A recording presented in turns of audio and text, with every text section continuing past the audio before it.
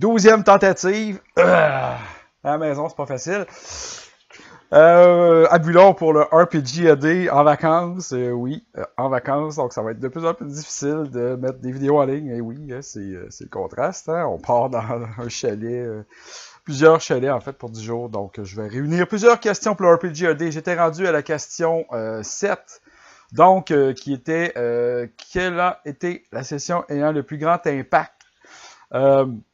Question très difficile, encore une fois, de répondre. La session qui a eu le plus grand impact. Je vais y aller plus globalement. Je vous dirais que chaque première fois que j'ai joué un nouveau jeu et que ça m'a marqué assez pour continuer dans ce jeu-là, me donner le goût de soit de revenir comme joueur, d'acheter les livres ou de le masteriser, ben, ça a eu un impact pour moi. Donc, ma première fois, Marvel Phase Rip, Battletech, Donjon Dragon, bien évidemment, l'appel de Cthulhu, première fois par en arrière. Tout ça, ça a eu un impact sur moi très fort. Donc, voilà, ce serait ma réponse. J'ai aucune... j'ai des moments forts, mais des moments forts, c'est pas un impact. J'ai aussi des impacts des fois négatifs, mais c'est pas le propos de ces vidéos-là. Il y en a qui prennent le jeu, c'est un jeu, hein. C'est un passe-temps. Il y en a qui prennent ça très, très, très au sérieux. Là. Donc, le jour où c'est plus le fun, ça a un mauvais impact. Mais bref, ce serait ma réponse pour la question numéro 7. La question numéro 8, quel jeu de rôle est bon pour des sessions de 2 heures ou moins? Encore là, ben, toutes les questions, on peut les manipuler comme on veut. Hein. Évidemment, presque tous les jeux, dans le fond, on pourrait, si on peut dire, les jouer en 2 heures si les conditions s'y prêtent, si on est en campagne puis qu'on a juste 2 heures, on peut le faire.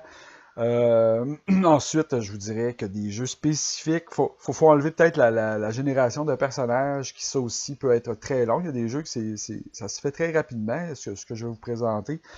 Donc, mes choix, bon, en tête, là, dans les jeux génériques, Savage World, évidemment, Cypher System, c'est des jeux très rapides que lorsqu'on connaît déjà les règles, on peut se monter un bonhomme assez rapidement. Par contre, justement, je vais aller dans des trucs faire différent un petit peu, pour nommer des trucs peut-être un petit peu moins qui vont revenir. Il y a ça ici, il y a The End of the World, toute la série The End of the World, il y en a 4, là. Il y en a une qui est avec les zombies apocalypse, l'autre c'est les dieux, l'autre c'est Invasion Alien et l'autre c'est les robots. Ça, j'en avais déjà parlé dans une des premières vidéos, c'est un jeu de rôle où on incarne nous-mêmes dans un setting de fin du monde. S'il vous plaît, j'essaie de faire une vidéo très importante. Note. Pas vraiment.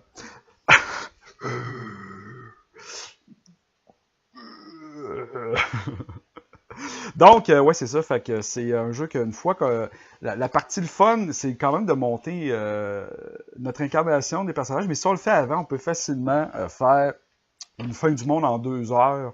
Et puis, dans le fond, il s'agit de se rendre au point A, au point B, dans un lieu sûr. Puis, ça peut être quelque chose qui joue en 2 heures. Même l'appel de Cthulhu, on pourrait jouer en 2 heures avec pas trop de. Tous les jeux qui n'ont pas trop de combats ou que les combats sont rapides ou que là je brainstorm en même temps que j'y pense, là, des jeux avec une énigme. C'est Chill, tiens, par exemple, Chill qui a souvent juste un vilain. Euh, une horreur, ben, l'intrigue, j'ai fait une ou deux parties où justement ça s'est rappé à peu près ça, 2 heures, 2 heures et demie, avec un personnage, et puis c'était très le fun, puis c'était complet, là, mais c'est ça, c'est sûr que lorsque tu joues à des jeux avec énormément de combats, ça peut être long, c'est ça qui prend du temps, mais les jeux qui ont un petit peu plus, sur le roleplay, un petit peu plus sur l'enquête, ça peut swapper assez rapidement. Il y a un jeu aussi, là, je vais de mémoire, que j'en ai acheté, j'ai pas encore joué, mais c'est des jeux indépendants, c'est Fear quelque chose, je vais vous mettre le lien là, après la vidéo. Ça c'est cool parce que vous incarnez des personnages qui ont une espèce de site web, une web TV de surnaturel, puis ils vont chasser soit des maisons hantées comme ça, des maisons hantées ou des trucs. Puis les scénarios sont déjà tous préécrits, c'est des petits scénarios.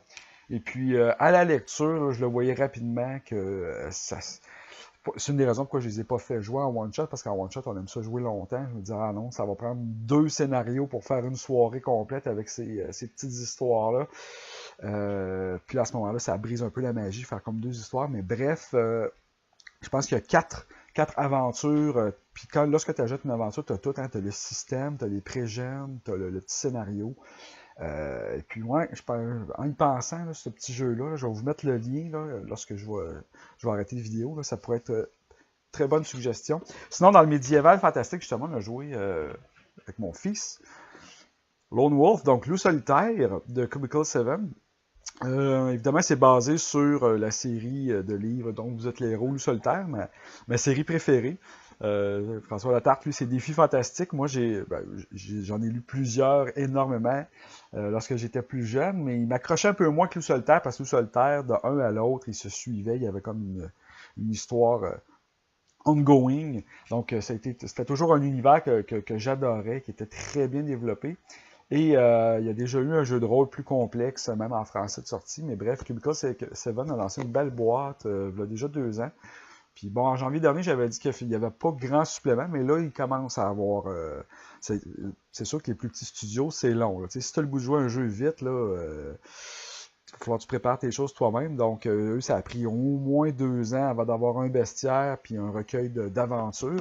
Mais dans la boîte, il y avait quand même des trucs très intéressants, un système super simple. Il n'y a pas vraiment de dé, vous lancez des tokens dans la boîte, puis si ça arrive sur le chiffre comme ça, ben ça va avec le système finalement. Les feuilles de personnages, c'est presque semblable à un livre dont vous êtes les héros. Vous avez de l'endurance et puis c'est super easy. Donc, vous pouvez combiner ça. Là. Fait que je le recommanderais justement pour jouer plus avec des enfants. C'est moins peurant, c'est moins... moi, je pense que c'est plus adapté. Le thème, c'est cool. Là. Fait que, tu peux commencer ça justement avec des jeunes. Tu les envoies dans un monastère caille, devenir des chevaliers. Ça ressemble à Ninjago. Puis, justement, là, en moins de 2 heures avec des enfants, on peut pas jouer super longtemps. Là. Habituellement, quand je joue avec Benjamin, c'était plus des jeux de super heroes. Mais... Fantasy, ouais. Lone Wolf, ça peut être un petit jeu, là, faire des petites parties de 2 heures. Tu sais, 2 heures, c'est quand même assez long, assez complet. Là.